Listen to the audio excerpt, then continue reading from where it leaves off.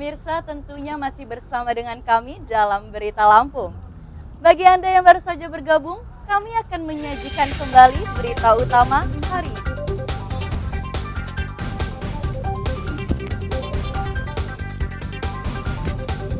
Pelaku pencabulan siswi SMP di toilet sekolah diringkus.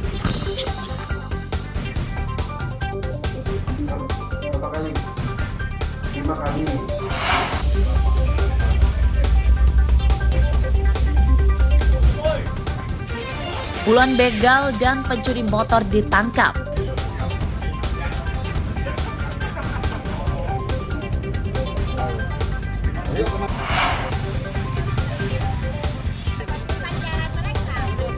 Ulah pembuang sampah sembarangan di pekarangan kosong meresahkan warga.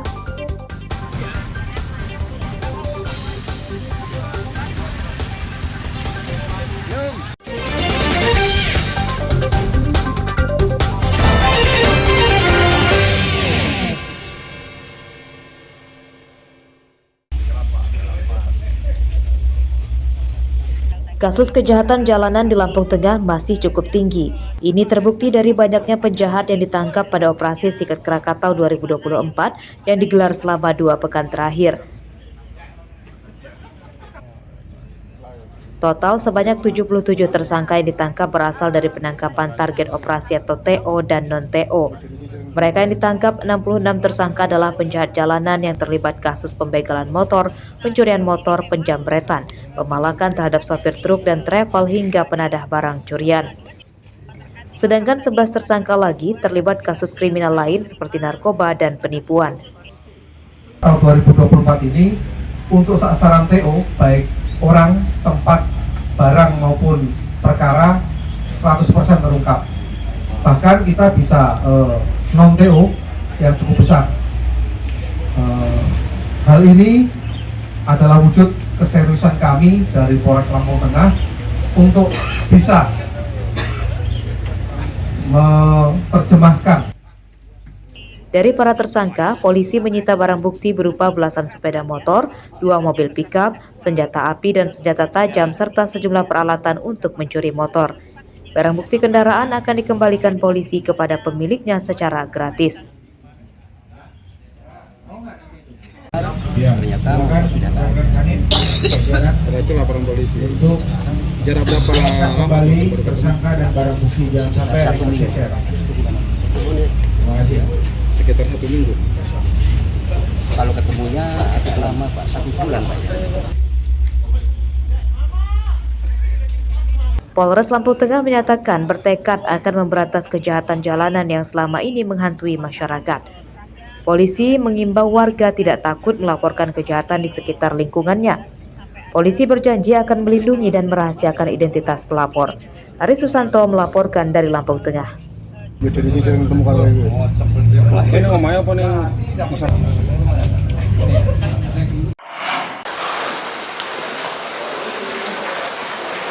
Seorang sopir angkot dan seorang temannya diringkus polisi pada Selasa siang karena membobol sekolah dan rumah tetangganya di Kemiling, Bandar Lampung.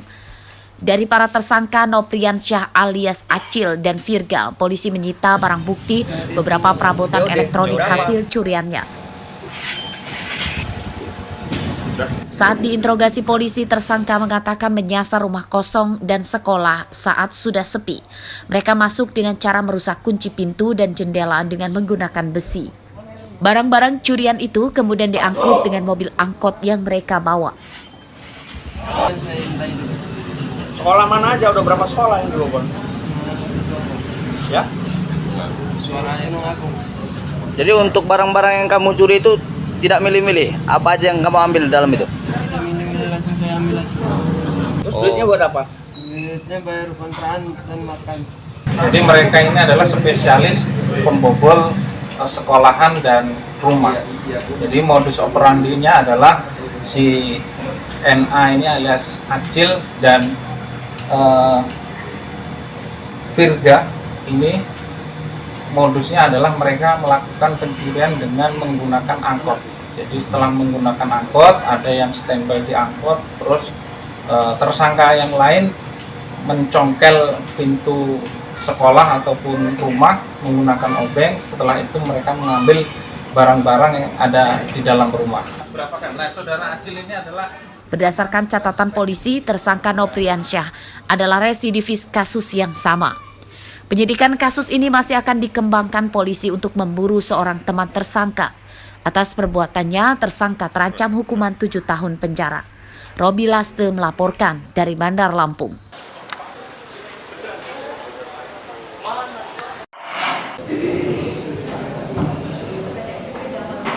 Terdakwa mantan Kepala Dinas Pendidikan Tanggamus Aswin Dasmi dituntut jaksa 18 bulan penjara karena mengkorupsi dana BOS 2020 dengan anggaran sebesar 7,8 miliar rupiah dan menyebabkan kerugian negara hingga lebih dari 600 juta rupiah.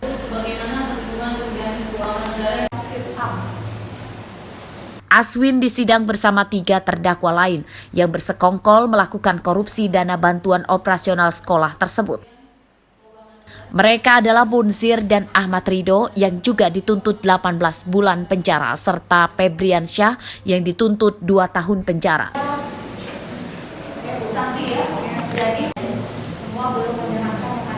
Pada sidang di Pengadilan Negeri Tanjung Karang, Bandar Lampung ini, ketiga terdakwa juga dituntut membayar ganti rugi dan denda yang totalnya masing-masing mencapai ratusan juta rupiah. Menurut jaksa, kasus bancakan dana BOS ini dinilai sangat sistematis. Pasalnya yang dikorupsi adalah dana BOS afirmasi dan BOS kinerja tingkat SD dan SMP setanggamus tahun anggaran 2020.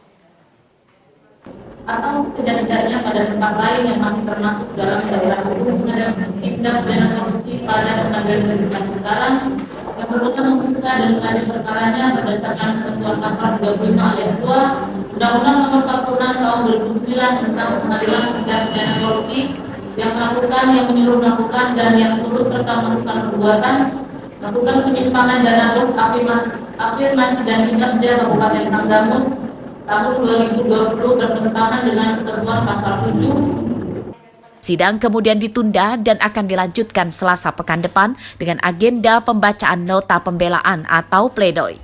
Arsadi Saputra melaporkan dari Bandar Lampung.